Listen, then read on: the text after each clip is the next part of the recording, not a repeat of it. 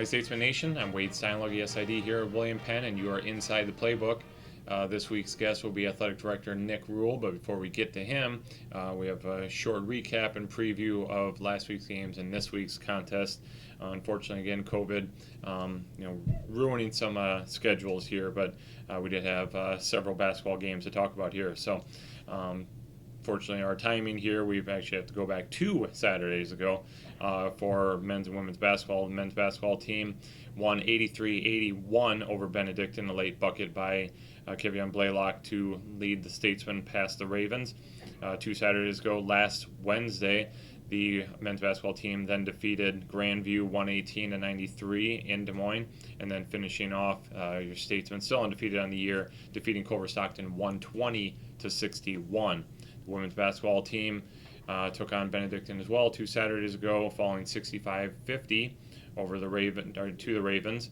Then going up to Des Moines against Grandview and falling 74-64. The team finally getting on in the win tally with a 77-52 victory over Peru State last Saturday. So the men played Culver Stockton last Saturday. The women went to Peru State. As I think we're going to have a lot of that going forward with basketball. Also in action, last 2 Saturdays ago, the Shotgun Sports team finished off their fall season at the final Iowa Conference 300 total shots. The team finished second out of 5 teams, falling 3 shots, just 3 shots shy of the title. Grandview winning the title there. Both wrestling teams, unfortunately, having COVID complications there, so they have yet to get going, and track and field was scheduled to compete at the St. Ambrose Frigid B Classic, but that was also canceled. So all 3 of those teams still looking to get their seasons going in the upcoming week.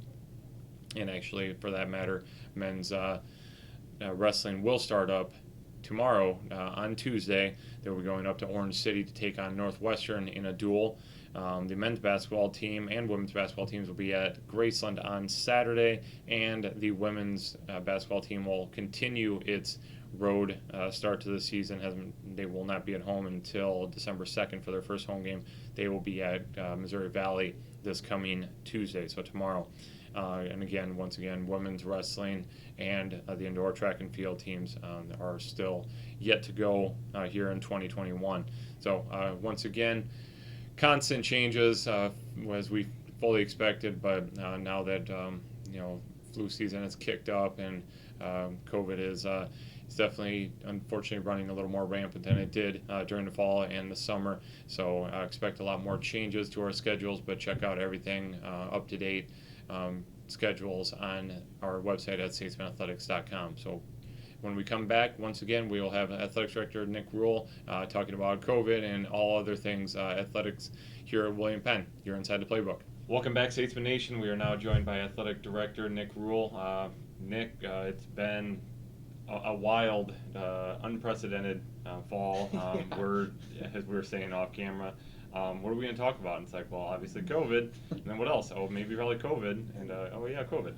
Obviously we've been very successful in fortunate and lucky, however, whatever word you want to put there, of getting things accomplished and being able to get seasons in so far. Others not as much, but let's just kind of rewind a little bit. Maybe let's go to August when we said, all right, we are going to have kids back on campus. We are going to play, and obviously then we've gone a million different directions, but we've gotten to the point here where we have gotten to a fall, and we are well into our winter seasons. Yeah, I think it really comes down to when purposeful planning and then being able to execute at a high level. And I would even say this goes back to March. As soon as the seasons were canceled for the spring and then the winter sports and their national championships, we assembled a team and started talking about how we're going to do this in the fall and what does it look like. And so we planned for months, all across the board in different ways. Our university made a commitment in spring and summer that we were going to have students back on campus, and I think that the thing that everyone no one knew, there wasn't a playbook for this, No. right? The last pandemic was the Spanish flu, you know? Yeah, Yeah, right, it's been a while. Yeah. And so everyone created a playbook, all right, and then the rules would change. Yeah.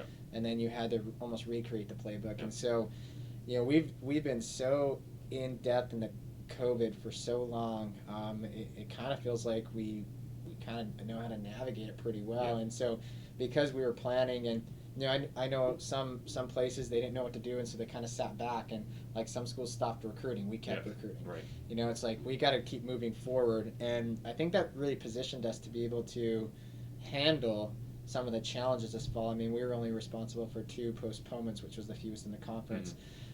You know, it's constant communication. It's an effective communication. So, and being intentional about it. So, things that we did different than we never had done before is that, you know, obviously constant reminders and constant talking. But you know, I met with every single team via Zoom prior to getting here. It's like, here's what's at stake, and being very honest and transparent. This is what's at stake. I think that was important. And our coaches, and our staff, we would talk about it you know, we started meeting weekly staff meetings, talking about it over and over, and it was consistent messaging from our, you know, athletic communications to our athletic staff to our coaching staff to, you know, administration at the university. It was just very consistent messaging, and I think it's been ingrained in our students that, you know, this is what we have to do in order to continue on. But, you know, we've been fortunate that the university made the investment in the ability to have some cameras, so, you know, our quarantine students, cameras in classrooms that are high tech, so our quarantine students can continue to get their education. You know, we have a rapid testing machine on campus. You know, our screening process with our COVID task force is just seamless. Yeah. So there's a lot. You know, games. You know, the way we screen at games is very seamless. You know, we want new ticketing. You know, we had everything online ticketing. Just a lot of different things that we had to do in order to get things going here. But it was a commitment all across the campus, from faculty, staff, coaches, athletic staff, and students. This is the world that we're in for now, and we're going to have to socialize differently. We're going to have to act differently, and we're going to have to follow these extended and different protocols in place. And I think when it really came down to is we over-communicated, we tried to effectively communicate, and we had a lot of layers of a plan in place that helped try to identify what could possibly go wrong, and here is something else that we can have in place in order to maybe, if something does go wrong, limit the impact of it. And so when a kid tests positive, okay, all right, well, our contacts are a lot lower, close contacts are a lot lower than other places. We meet weekly with the health department. So just tons of stuff that, you know, I feel like 90% of the job is COVID, but it's tied right now because our job is to keep our student athletes with an experience, and an educational experience, and then obviously on the student athlete side, an experience on the court, or the field, or the course, or whatever that may be, the map. And there's just a lot that goes into it. Every Monday, it's like, you know, what game's going to get postponed, and what game are we going to go find and play. Exactly. And you experience that. You know, No, hey, right. wait, here we go. We got another well, game. I guess we're switching. Yeah. And I was just going to say that's been constant and thorough buy-in by all entities at William Penn. Coaches have said, you know what, we'll play wherever, whenever. Players are okay, just let us know, and we're doing it. And you know, same respect for, obviously very difficult when you're 18 to 22. You want to be social butterflies and you want to see everybody, but they've done a great job of, again, isolating themselves as much as possible. I should say distancing, isolating different beasts, distancing themselves as best as possible, so we don't have half of the football team go down because, you know, they're just all hanging around each other or whatever. So when I think you talk about kind of a change in perspective and attitude, right? And so we talked about this all the time, like we have to change our habits, across the board. And our coaches had to change their habits, right?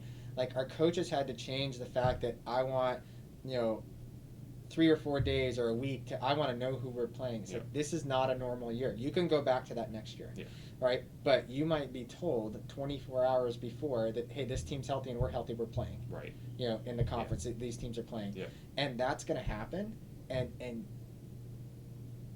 we're going to make it happen. Yeah. And you got to make it happen. Yeah. And initially it was like, whoa. And then ever since then, you know, it just clicked, and everyone's like, okay, if this is what we got to do to get our seasons in, this is exactly what we're going to do. I think everybody realized it wasn't just a William Penn thing. I mean, they were seeing it everywhere, that, you know, a Park was having issues, or Benedictine, or whoever it might be was having the same issues, and we're like, and they're talking about, shoot, we haven't played in 2 weeks, or we haven't played in 3 weeks, or Yeah. we've only got one game in, and it's middle of October, Yeah. type thing. And they're like, well, okay, we don't want to be that. Correct. We want to do whatever we can to get ourselves in position to actually, again, have a season. Well, and I think kind of something that comes down to is that we're in a world where COVID is defining people or organizations. Right.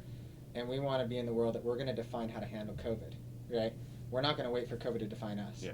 And we're going to define how an athletic department, and you hear this all the time, right? We talk an athletic department of the future, how we're going to create an athletic department of the future. We're going to define how a department should handle a world with COVID. Yeah. And I think that just is a mentality that our staff has. Like, we are going to define this. Yeah. It's not going to define us. And I think our students have that mentality. It's a trickle-down effect, right? Mm-hmm. It starts at the top and goes down. Yeah. And our head coaches and their staffs are like, this is how we're going to tackle this. Yeah, for sure. All right, well, beyond COVID, what else is going on in the athletic department? Well, we're just part of it is we're just trying to find games and get ready for the spring, and we're constantly trying to evaluate what our processes are right now. And this is, again, still back to COVID, but like I look at a sport like wrestling right now. How can we handle wrestling? How is wrestling going to be able to have a season? Yeah. And so we have a plan in place that we're with our testing that we might be able to do some consistent surveillance testing. Had conversations about, we just got to make sure that our weight classes stay together and Right. pods and all that. One thing that we have noticed is that this does not spread on the court or on the field or anything that we've experienced. Nothing. There's no spread as Right. students playing. But wrestling being a different. But beast, wrestling could yeah. be a little bit different, right? Yeah. And so it's just how do we continue to think cutting edge? What's next? And right now we have a really good process in place with all of our different screening and all the process in place. But we're not just like, okay, we're comfortable with it. We are continuing to try to figure out how can we do this a little bit better? How can we do this a little bit better? We want to get through our seasons, and we want our student athletes to have an experience. But I'll say one thing that William Penn was really on the forefront on is that advocating the NAIA to get a blanket waiver for all of our student athletes, so this year does not count as an year of eligibility. We really pushed that, and along with some other schools in our conference, and then our conference also pushed it really hard. Lori Thomas, our commissioner, did a phenomenal job. That was important because, one of the things is, we're already playing basically 20 to 30% fewer games. Mm-hmm. And then if you have an interruption during the year with quarantine or things like that, you miss 2 weeks of training and things like that. Yeah. And so that's another part of it. But we're continuing to just provide resources to our students. I think another, kind of away from COVID, we're working on something called the Statesman Leadership Academy. It's in the first year. This is a leadership function within the athletic department that we provide workshops over a number of different topics to student athletes. And right now we pilot it with 7 programs.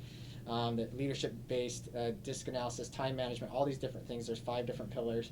Madison Lance has coordinated that project, and that's gone really, really well. We're done with our first semester in that.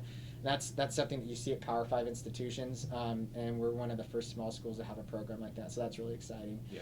And then we're continuing to look on what's our economic impact in our community, and we're gonna, I'll be providing you some information on what type of economic impact that we had in our community just by having games and things like that, exactly. Which was really cool. And it's going to be somewhere in the COVID era over $100,000 without fans or anything like that. That's the type of money, William Penn Athletics, just people traveling in for games and teams brings to the community. But everything we're doing is trying to create an athletic department of the future, and navigating COVID is going to. The schools that navigate it at the highest level and actually create an experience are the ones that are going to be more future ready after this. Yeah, it's going to change our industry forever. Yeah, for and sure. We have to figure out how to make sure that we're ahead of the game. Right. Well, you got to just you try to be proactive in a very reactive situation because you can't figure out where anything's going to go, but you have to be as ready as possible, I guess. Yeah, and I think the other things that we're going to come out of this is that the institutions and the coaches, and I'm not talking internally, I'm talking big picture in college athletics. The coaches, the schools, that we might have viewed as the cream of the crop before, I think that's going to change. Yeah. The status quo, coaches, departments, schools that might have been, that's what we want to be in the future. They aren't going to be the shining cities on the hill anymore. Yeah. You're going to see a lot change out of this to where there'll be a lot of different types of respect for schools that tried to be trailblazers in this whole situation. And it's hard to do because you have governments and politicians telling you what you can and can't do, and then you actually have the situation with the virus, which is serious. Yeah.